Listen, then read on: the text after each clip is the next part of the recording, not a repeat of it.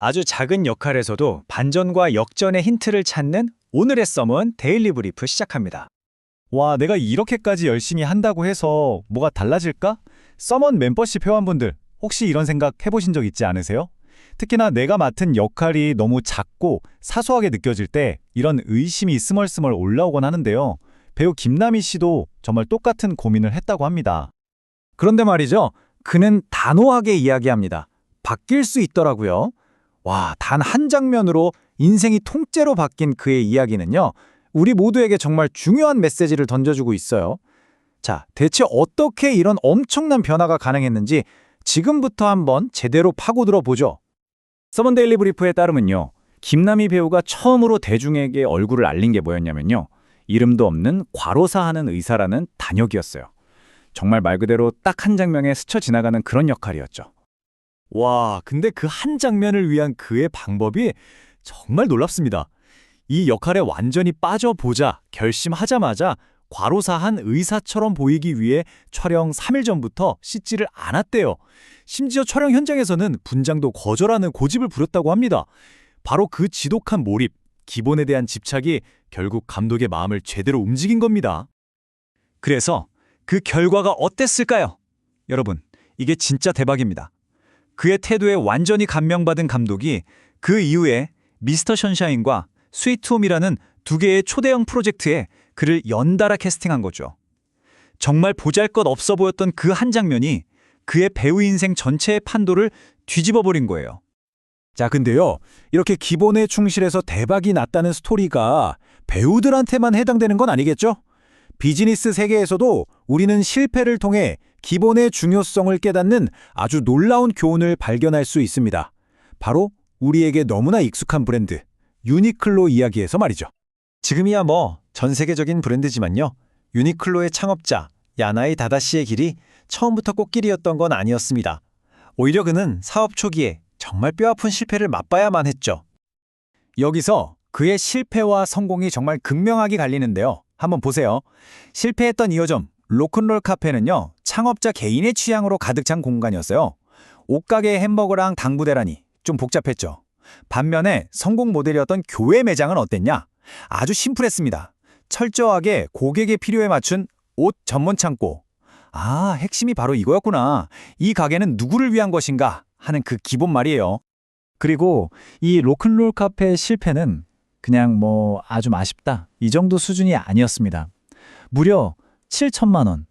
당시 회사 1년치 순이익에 해당하는 돈을 그냥 한 방에 날려버린 거예요. 정말 어마어마한 타격이었죠.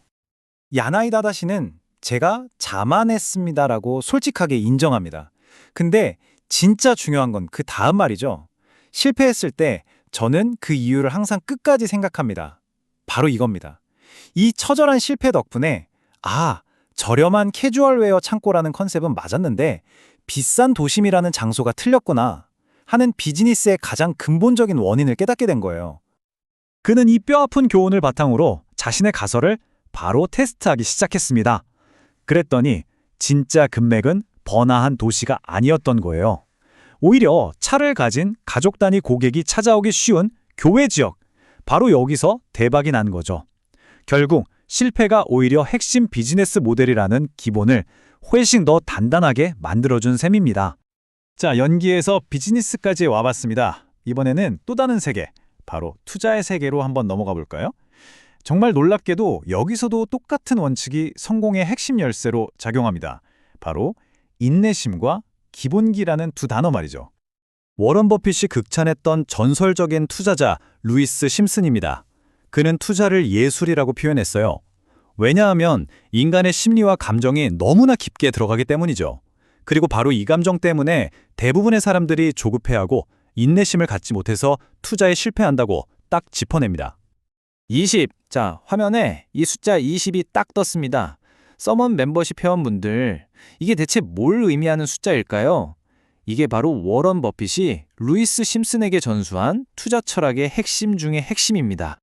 바로 이겁니다. 당신의 평생에 단 20번만 구멍을 뚫을 수 있는 펀치카드가 있다고 생각하며 투자하라. 와, 이 비유 정말 기가 막히지 않나요? 이렇게 생각하면 어떻게 함부로 사고팔고 하겠어요. 정말 이거다, 싶은 높은 확신이 들 때만 아주 신중하게 투자하게 되겠죠? 그러니까 심슨과 버핏의 촉각을 딱 정리하면 이겁니다. 정신없이 사고 파는 걸 멈추고 주식을 그냥 거래하는 게 아니라 내가 이 회사를 소유한다는 생각으로 접근하라는 것.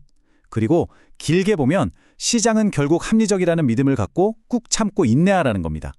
매번의 투자가 내 인생의 한정된 기회 중 하나라고 생각하는 것. 이것이 바로 성공 투자의 기본기였던 거죠.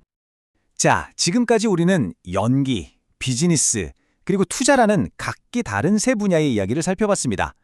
이제 이 이야기들을 하나로 쫙 꿰어서 성공으로 가는 작지만 확실한 길에 대해 이야기해 보겠습니다. 핵심은 바로 이거였습니다. 김남희 배우가 모든 것을 쏟아부은 단 한 장면. 실패를 통해 더욱 단단해진 야나이 다다시의 핵심 비즈니스 모델. 그리고 루이스 심슨의 평생에 걸친 신중한 투자 한 번.